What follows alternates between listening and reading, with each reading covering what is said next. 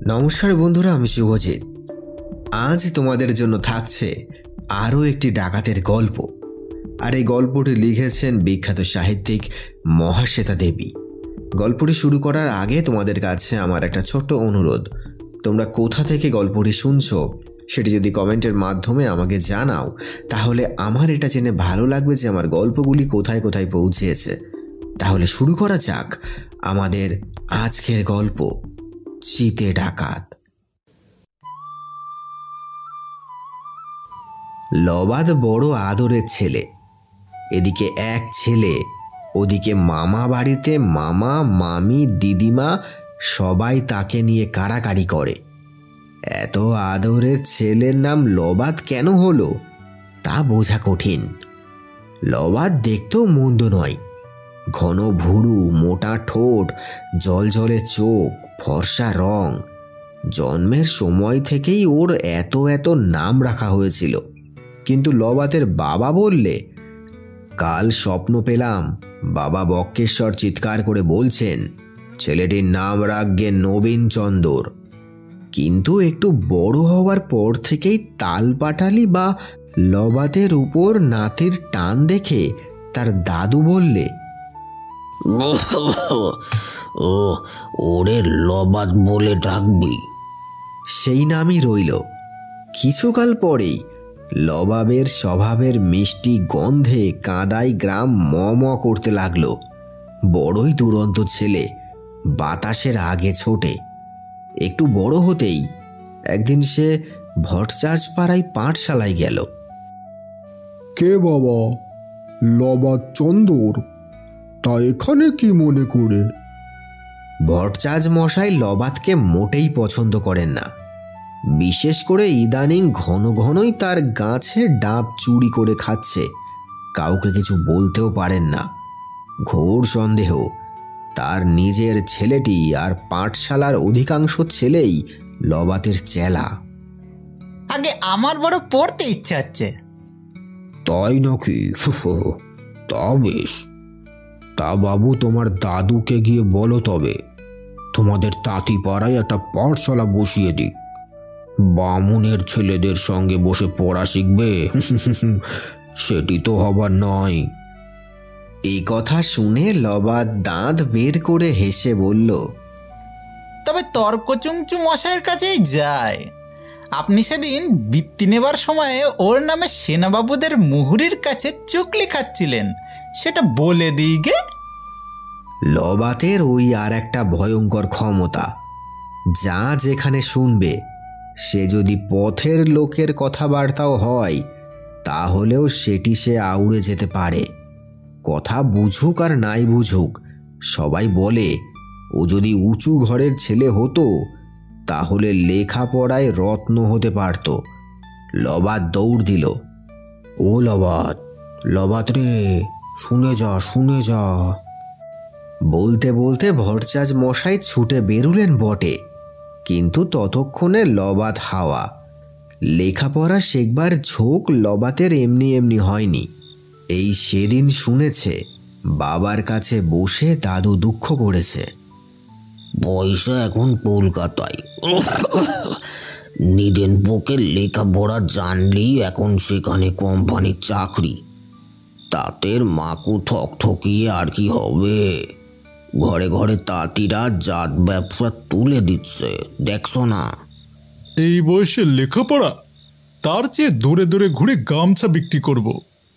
যা করবে করো বাপু, বলে দিলাম দিনকাল কিন্তু অতি কঠিন হচ্ছে। কোম্পানির সাহেবরা আর কিছু বোঝে না। তারা শুধু বলে লেখাপড়া শেখো, কাজ করে খাও। সব হলো ওই চিতে ডাকাতের জন্যে। তা বটে, কোনো মতে বেটাকে আটতে পারছে না। অমনি ডাকাতে ডাকাতে নাকি সব জায়গা ছেয়ে গেছে। সাহেবরা বলছে অত অত খরচ করে ডাক বসিয়ে বাকি লাভ হলো।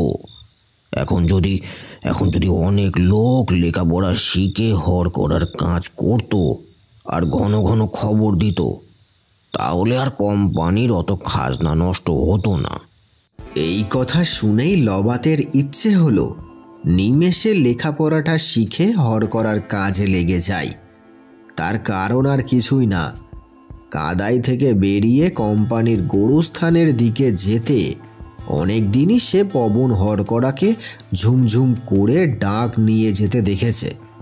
কোম্পানির হরকরাতে সাজের ঘটা খুব, কেমন ঘোড়া, গায়ে লাল জামা, মাথায় আড়াই প্যাঁচ পাগড়ি, হাতে উঁচু বর্ষা, তাতে ঘুঙুর বাঁধা, ঘোড়ার পিঠে চামড়ার থলি, তাতে চিঠিপত্র থাকে। যখন টাকা পয়সা থাকে তখন হরকরার সাথে আগে পেছনে দুইজন বড়কন্দাজ যায়। তাই লবাদ সাত তাড়াতাড়ি পাঠশালা গিয়েছিল, কিন্তু তাঁতির ছেলের লেখাপড়া করবার কথাই বরচাজ মশাই আমল দিলেন না বলে তার রাগ হলো। পেছনের ঘাস জমিতে ভরচাজ মশায়ের যে কটা গরু বাঁধা ছিল সে কটাকে খুঁটে উপড়ে লবাদ তাড়িয়ে দিলে। তারপর সেখান থেকে সিদ্ধার্থ সেনদের আমবাগানে ঢুকে দেখল গাছের গায়ে গায়ে ঢেরা কাটা। ভবানী চৌকস বা সদৌলায় এখনো রং ধরেনি। সেনরা ভারী লেখাপড়া জানা লক্ষ্মীমন্ত বংশ। কোম্পানির সামনে তাদের স্ত্রী লবাতের মার ভাষায় চড়চড়িয়ে বাড়ছে। আমবাগানের ভেতর দিয়ে সুড়িপথ ধরে বেরোতেই নবাবদের রেশম কুঠি, তুতের বাগান। এখন কেমন হতশ্রী চেহারা, অথচ লবাদ তার দাদুর কাছে শুনেছে এ সময় মুর্শিদাবাদে, সৈদাবাদ, জিয়াগঞ্জ, ওদিকে মালদহ সর্বত্র তুতের চাষ আর পলু পোকার কুঠি ছিল। তখন রেশমের চাষ থেকে হাজার হাজার লোক ভাত কাপড় পেত। লবাদ জানে দাদামশায়ের কাছে এখনো উৎকৃষ্ট একটি রেশমের থান আছে, সেটা নাকি দাদুর দাদু তোষ্য দাদুর বোনা। আরও জানে দাদামশায়ের ভারী ইচ্ছে সুবিধে মতো একবার কোম্পানির বড়লাটকে থানখানা দিয়ে সুবিধে আদায় করে নেয়। ভাবতে ভাবতে রেশম কুঠির জংলা মাঠ, পুরনো কুঠি সব পেরিয়ে বাঁশ মাটিয়ার রাস্তায় সাহেবদের গোরস্থানে পৌঁছে গেল। গোরস্থানের বাইরে দিব্যি বসার জায়গা, এই বড় বড় গাছ। সেখানে শুয়ে শুয়ে চোখ বুঝে লবাদ ভাবতে লাগলো কতক্ষণে ঝুনঝুন শব্দটা থামে। এই রাস্তা দিয়ে একটু বাদেই পবন হরকরা আসবে, রোজই আসে এই গোরস্থানের মালি আর পাহারাদারদের সঙ্গে কথা বলে, তামাক খায়। পবনের ভারী দেমাগ, কোম্পানির চাকর ছাড়া কারো সঙ্গে কথা বলে না। কিন্তু দিব্যি মোটাসোটা একটা কাঠবেড়ালি তুত্তুড়িয়ে গাছের গায়ে কেমন করে উঠছে তাই দেখতে দেখতে লবাদ ভাবল তার দাদামশাই আর বাবা কারোরই বুদ্ধি নেই। হরকরা হওয়া যেন ভারী আরামের কাজ। চিতে ডাকাত তো কোম্পানির হরকরাদেরও পারলেই মেরে কেটে টাকা লুট করে। তবু পবন হরকরার কি সাহস, ওকে কেউ মারতে পারে না। মাত্র দুটো বরকন্দার সঙ্গে তোড়াবন্দি টাকা নিয়ে কেষ্টনগর থেকে মুর্শিদাবাদ স্বচ্ছন্দে চলে আসে। অথচ ওটাই হলো চিতে ডাকাতের আসল ঘাঁটি, এই কেষ্টনগর আর মুর্শিদাবাদের মাঝামাঝি জায়গা। হবে না কেন? এই সব জায়গায় নবাবদের আমলে কত যে আমবাগান, কুঠিবাড়ি, বাগান বাড়ি, জলটুঙ্গি হয়েছিল তার লেখাজোখা নেই। এখন কি আর সেদিন আছে?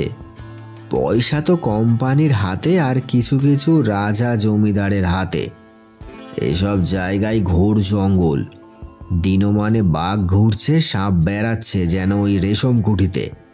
চিতে ডাকাত তার দলবল নিয়ে এ জায়গায় যে ঘাপটি মেরে থাকবে তাতে আর আশ্চর্য কি? চিতে ডাকাতের অত্যাচারে এখন সবাই ব্যতিব্যস্ত, লবাদদের ভাবনা নেই। কেননা তাদের ঘরে চুরি করবার মতো নেই কিছু। দাদামশায়ের ঘরে কাঠের সিন্দুকের নিচে পোটলার মধ্যে নিম পাতা কর্পূর জিইয়ে রাখা রেশমের খাসা থানখানার কথা তো চিতে জানে না। যেখানে ডাকাতি করে সেখানেই চিতে ডাকাত একখানা কাগজে চিতাবাঘের থাবার ছাপ রেখে আসে। সবাই জানে চিতে ডাকাত আসলে মহাফুলবাবু। একবার নাকি কাশিম বাজারের রাজবাড়িতে ছড়ি ঘুরিয়ে দিব্যি রাসের মেলা দেখে এসেছিল, রাজবাড়ির প্রসাদও খেয়েছিল। তারপর চিঠি লিখে জানিয়ে দিয়েছিল, প্রসাদের সন্দেশে পিঁপড়ে থাকলে মান্যগণ্য অতিথিদের না দেওয়াই উচিত। ইতি চিতুবাবু। কাশিম বাজারের রাজবাড়িতে রাসের সময় মহা ধুমধাম হয়। এত লোকের মধ্যে কোন লোকটা চিতুবাবু তা কে বলবে? কিন্তু কোনো একটি ঘটনা হলেই যারা গল্প ফেঁদে বসে তারা এসে বললে, যখন দেখেছি ইয়া গালপাট্টা ইয়া মোচ আর থেকে থেকে হাকর দিচ্ছে, তখনই জেনেছি ইনি আর কেউ লয়, ইনি চিতুবাবু। এইসব ভাবতে ভাবতে লবাদ বোধহয় ঘুমিয়ে পড়েছিল। হঠাৎ বৃহস্পতিবারে সাজের দিকে কথা শুনে চমকে উঠল। মিটমিট করে চেয়ে বুঝল সে এদিকে আছে আর কথা হচ্ছে গোরস্থানের পাঁচিলের ভেতরে। আস্তে আস্তে কাছে গিয়ে সে পাঁচিলের ফোকর দিয়ে দেখতে লাগলো। পবন হরকরাই বটে, একটা চৌকিতে বসে ফুরুত ফুরুত করে তামাক খাচ্ছে। এদিকে গোরস্থানের মালি আর চৌকিদার তার পায়ের কাছে হাত জোড় করে বসে আছে। এইবারেই শেষ, সাহেবরা সব টের পেয়ে গেছে। আজ্ঞে। এদিকে দুর্লভ রায়, ওদিকে ভ্যানসিটার সাহেব, দুজনেই এখন হরকরাদের ধরে ধরে জবানবন্দি নিচ্ছে। আজ্ঞে। আমি তো দেখে এলাম, ভ্যানসিটাট আর লরেন্স সাহেব হবু বাগদিকে ডেকে পাঠিয়েছে রাস্তার দুদিকে কোথায় কোথায় কুঠি আছে হিসেব টিসেব নিতে। হবু বাগদি নিজেও একটা ট্যাটা লেটেল ছিল, ও দলটা ভেঙে গেলে কি হবে, সব খবর রাখে। তাই তো এবার লরেন্স সাহেব বললে, পবন বৃহস্পতিবার তোমার সঙ্গে প্রচুর টাকা থাকবে, তুমি 4 জন বরকন্দাজ নাও, হবুও সঙ্গে থাকবে। আজ্ঞে। তার মানেটা কি বুঝতে পারছো? পবন এবার নিকেশ, একেবারেই মরতে হবে। তা কেন, সুবিধে মতো ওদের যদি বাগিয়ে ফেলা যায় তাহলে একমাত্র হতে পারে বটে। তারপর লালগোলার ওধারে পদ্মা পেরিয়ে পালালে পরে আর ভাবনা কি? কিচ্ছু না, কিচ্ছু না, কিচ্ছু না। আপনি বৃহস্পতিবারের জন্য ভাববেন না, আমরা প্রাণ দিয়ে যা হয়। আরে বোকা, প্রাণ যদি দিবি তবে রেশমি কুঠির কবরখানায়। সোজা কথা নয়, 3000। এই পর্যন্ত শুনেই লবাত হেঁচে ফেলল। কে রে? গলার হাঁকে একেবারে সব শুদ্ধ কেঁপে উঠল। কবরখানায় যত যত পুরনো কবর ছিল সেসবও। আগে আমি লবাত। বটে, তবে এখানে কেন? আড়ি পাতা হচ্ছে? দাঁড়া, তোকে দেখাচ্ছি। গোরস্থানের মালিকে ধমক দিয়ে বললে, থাম বাবু। লবাতকে বললে, তুই কাদের ছেলে?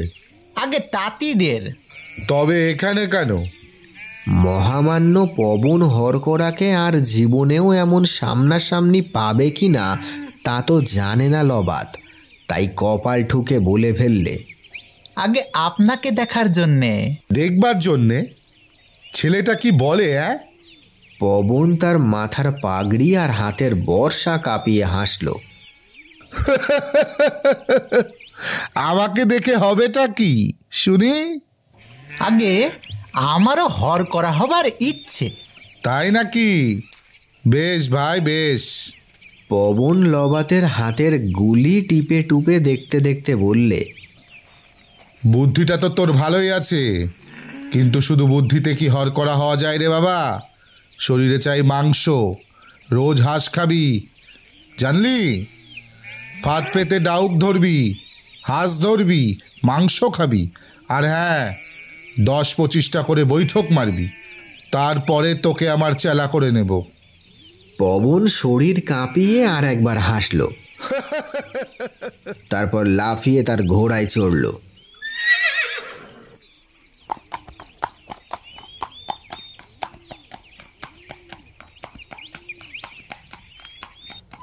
লবাত সুখের সাগরে থাকে বলে চিত সাঁতার দিতে দিতে ফিরল।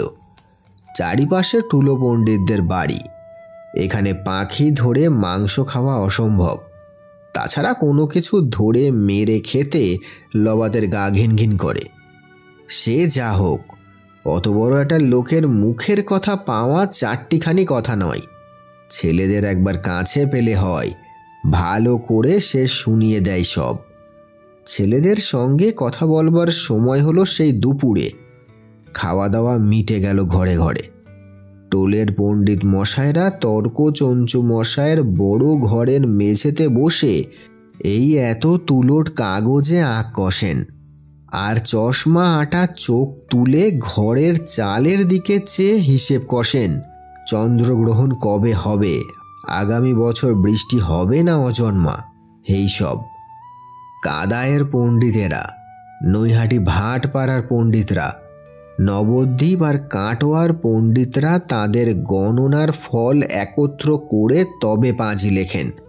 যাদের বুদ্ধি আছে তারা এইসব পাঁজি শিষ্যদের দিয়ে নকল করিয়ে রাজ জমিদার বা রাজপুরুষদের কাছে বিক্রি করেন। যদিও এসব টাকা পয়সা বাগিয়ে নেবার বুদ্ধি পণ্ডিতদের বড়ই কম। কোম্পানির সাহেবরা কলকাতায় নিয়ে যাবার জন্য পণ্ডিতদের কি খোসামতটাই না করলে কি হবে। এমনকি নৈহাটি ভাটপাড়ার পণ্ডিতরাও যেতে চান না। কলকাতায় গেলে তাদের মন শরীর কিছুই টেকে না, স্বাস্থ্যও খারাপ হয়। সাহেবদের দেওয়া টাকা নিলে অধর্ম হবে বলে গঙ্গার জলে ফেলে দিয়ে চলে আসেন তারা। পাটনায় মাঝেদের নেংটি পরা ছেলেগুলো জলে ডুব দিয়ে টাকা মোহর তুলে নেয়। নেহাত দরকার পড়লে সাহেবরাই পণ্ডিতদের কাছে আসেন। দুপুরবেলা পণ্ডিতরা ঘন ঘন হুকো টানতে টানতে আঁক কষতে লাগলেন।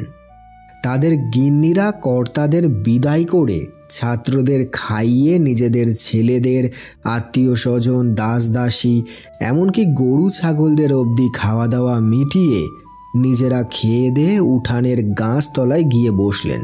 সেখানে তাদের পাঠশালাতেও কম ভিড় নয়।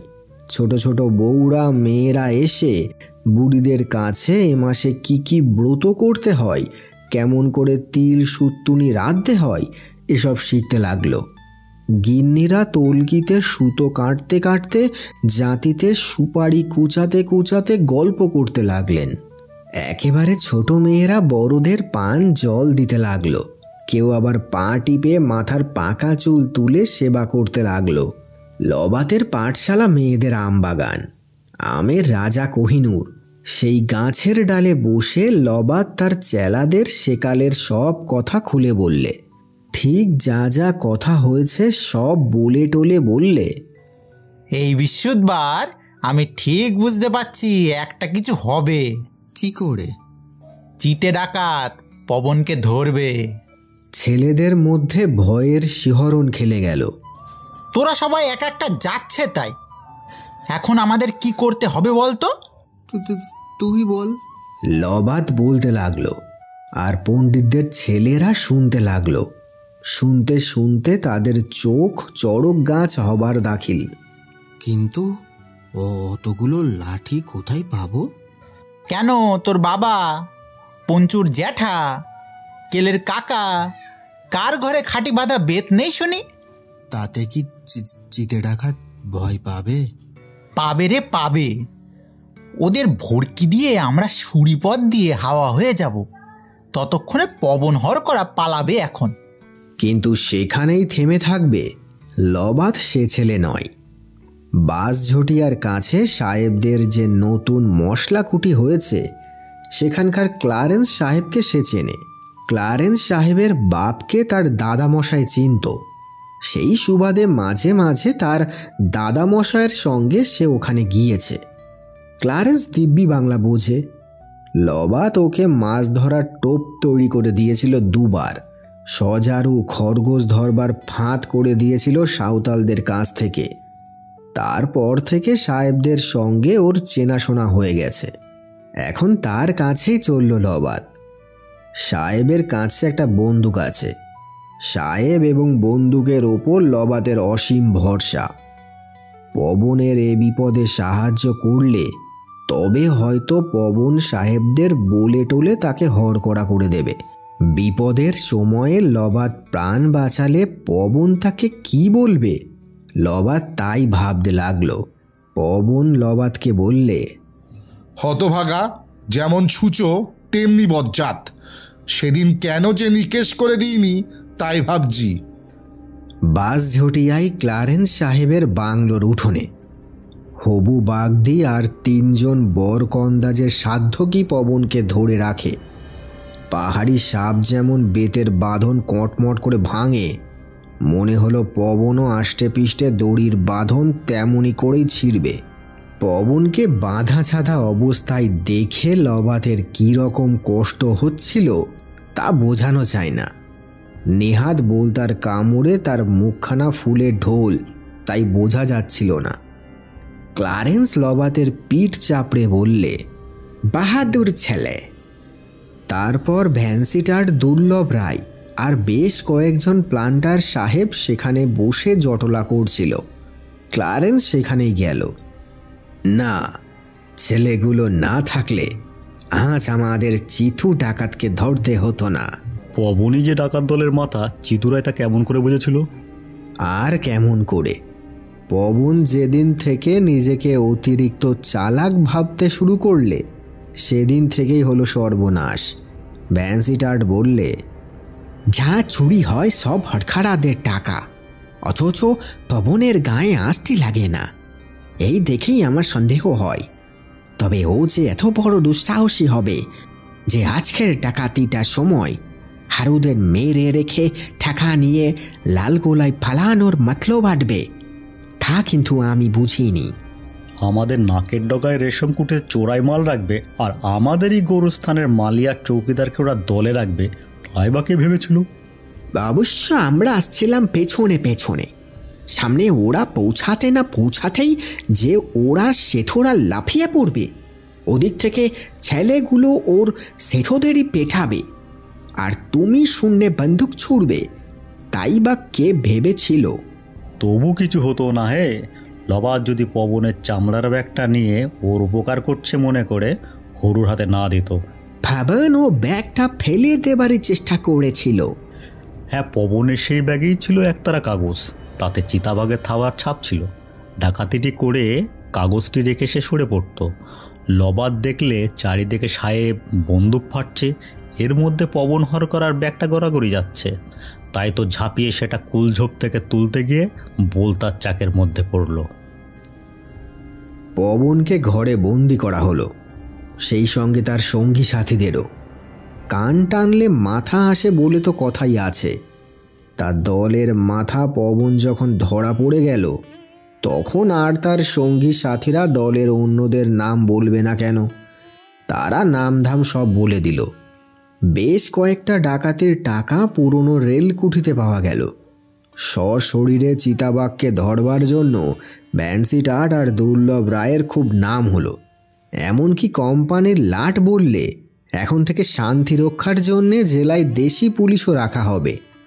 আর লবাতের আশ্চর্য স্মৃতিশক্তি আর সব কথা ঠিক ঠিক ক্লারেন্সকে বলে দেওয়াই কিন্তু ডাকাত ধরবার মূলে। তাকে সবাই প্রশংসা করলে কি হবে? বোলতার কামড়ে জ্বরে ভুগে ভুগে লবাত এই টিংটিংয়ে গঙ্গা ফড়িং হয়ে গেল। কোম্পানির লাট হেস্টিং সাহেব যখন কানাত ফেলে দরবার করলেন গোরস্থানের পেছনের মাঠে, ততদিনে লবাত অল্প পথ্য করেছে। কানাতে যাবার সময়ে লবাত ওর দাদা মশায়ের সেই রেশমের থানটাও সঙ্গে নিলে। কি লবাদ, কোম্পানির হর করা হবে? মুন্সির প্রশ্ন শুনে সবাই হেসে কুটিপাটি, কিন্তু লাট সাহেব বললেন, লবাদ, আমি খুব খুশি হয়েছি। এখন আর শুধু শক্তি খাটালেই হবে না, বুদ্ধিও চাই। বুদ্ধির যুগ পড়েছে। বুদ্ধির ছেড়েই তুমি এত বড় কাজটা করলে। কথাগুলো তো চমৎকার, কিন্তু পবনের বাঁধা ছাদা চেহারা মনে পড়লে যে এখনো কান্না পাই। তোমার কি হর করা হবার ইচ্ছে আছে? না। লবাদ জোরে জোরে মাথা নাড়লে, তারপর রেশমের থানটি এগিয়ে দিয়ে বললে, দাদামশাই তাঁত চলে না কেন? এসব থান দাদামশাইয়ের বুড়ো কর্তাদার বোনা। দাদামশাই সুতো আর তাঁত পেলে এখনও এ থান বুনতে পারবে। পারেই তো। আর এ জেলায় রশ্মি তাঁতিদের তাঁত যাতে বন্ধ না হয় তা আমি দেখছি। সত্যি দেখবে না কলকাতায় গিয়ে ভুলে যাবে? এ কথা জিজ্ঞেস করতে ইচ্ছে হলেও সে জিজ্ঞেস করল না। হাজার হোক লাট সাহেব, যদি রেগে যাই। দাদামশাই বলে লাট সাহেব যার ওপর রাগে তার বাস্তবিটাই নাকি বেগুন চাষ হয়। কে জানে তার মনে কি। তুমি কি চাও? আগে টোলে পড়তে চাই। সে কি হরখরা হতে চাও না? না, টোলে পড়তে চাই। ক্ষুদিরামের বাবা আমায় সেদিন হেনস্থা করে তাইড়ে দিলে। হোয়াট? তোমার মতো ছেলেকে হেনস্থা? রেগে হেস্টিংস বার কয়েক কান আর নাক চুলকোলেন। অমনি নাক চুলকোতেই ওর মনে বুদ্ধি আসে, আর সেই বুদ্ধির জোরে একদিনের পান্তা খেকো সাহেব থেকে বড়লাট হয়েছেন। পান্তা খাওয়ার গল্প সত্যি নাকি লবাতের জানতে ইচ্ছে হলো, কিন্তু সাহস হলো না। তুমি কোম্পানির মুন্সির কাছে ফার্সি পড়বে, ক্লারেন্সের কাছে ইংরাজি। ইচ্ছে হলে তুমি একদিন মুন্সি হবে। আর লবাতকে কে পাই? মুন্সি নবকৃষ্ণের কোমরে এই মোটা জড়ির পেটি, মাথায় সাচ্চা পাগড়ি, এসব পেলে হর করা কে হতে চাই? এক গাল হেসে সে সাষ্টাঙ্গে দণ্ডবধ করলে। লবাত আর তার বন্ধুরা সবাই একটা করে নতুন কাপড় আর এক হাঁড়ি মিষ্টিও পেলে। তাছাড়া ক্লারেন্স নিজে মস্ত একটা সিধে পাঠিয়ে দিলে লবাতের বাড়ি। যত সব টুলো পণ্ডিতরা লবাতকে আশীর্বাদ করতে এলেন, এমনকি ভট্টাচার্য মশাই পর্যন্ত। মনের খুশিতে লবাতের দাদা মশাই একটা গান অবধি বেঁধে ফেললে। রাত্রিরে অনেকক্ষণ অবধি, যতক্ষণ না পাড়া পড়শিদের কানের পর্দা ফাটে ততক্ষণ অবধি লবাত আর তার বন্ধুরা সেই গান গাইলে।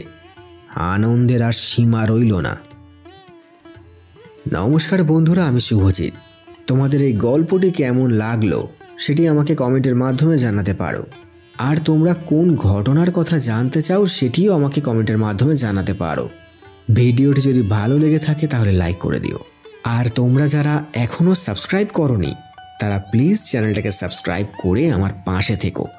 দেখা হবে খুব তাড়াতাড়ি আবার একটা নতুন ভিডিওর সাথে।